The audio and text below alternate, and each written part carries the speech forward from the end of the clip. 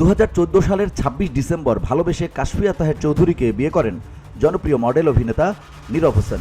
সে সময় তার স্ত্রী ছিলেন নর্থ সাউথ বিশ্ববিদ্যালয়ের স্থাপত্যবিদ্যা বিভাগের প্রথম বর্ষের ছাত্রী। তবে এই বিয়ে তখন মেনে নেননি নীরবের শ্বশুর, কারণ 10 মাসের প্রেম শেষে একরকম পালিয়েই বিয়ে করেছিলেন তারা। পরে নীরবের নামে অপহরণ মামলাও করেন ঋদ্ধির বাবা। বাধ্য হয়ে টানা 15 দিন পালিয়ে থাকতে হয়েছিল এ দম্পতিকে। এরপর হাইকোর্ট থেকে জামিন নিয়ে প্রকাশ্যে আসেন নীরব ঋদ্ধি। আগামী 26 ডিসেম্বর তাদের সংসারে 11 বছর পূর্তি হতে যাচ্ছে। তবে এর আগেই সামনে এলো অশান্তির বার্তা। নীরবের বিরুদ্ধে পরকীয়া প্রেমের অভিযোগে বুধবার ভোররাতে পরপর দুটি স্ট্যাটাস দিয়েছেন স্ত্রী ঋদ্ধি। প্রথম স্ট্যাটাসে তিনি লিখেছেন, বউ বাচ্চা ফেলে কিভাবে দেশের বাইরে গিয়ে এক্সের সঙ্গে আবার যোগাযোগ করে, আমি কিছুক্ষণ পর আপলোড করব। যদি আমার আর আমার বাচ্চার লাইফ আনস্টেবল হয়, কোনো পরকীয়া করা কাপলকে আমি ভালো মানুষের মুখোশ পরে থাকতে দেব না। এর দ্বিতীয় স্ট্যাটাসটি হয় দীর্ঘ।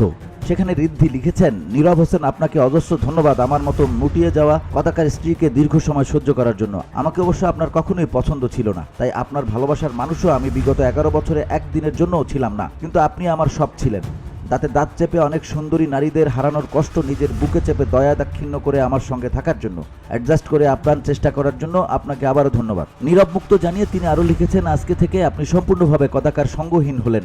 ঋদ্ধি সংক্রান্ত কোনো রকম আপদ আপনার সুন্দর জীবনের ধারে কাছে আর না। আল্লাহর কাছে দোয়া করি আপনি আসলেই অসম্ভব ভালো একজন মানুষ, যে কখনো কারো খারাপ করতে পারেন না। অন্তত আমি 2014 থেকে 2024-এর মাঝে কখনো দেখিনি আপনি মানুষ হিসেবে খারাপ।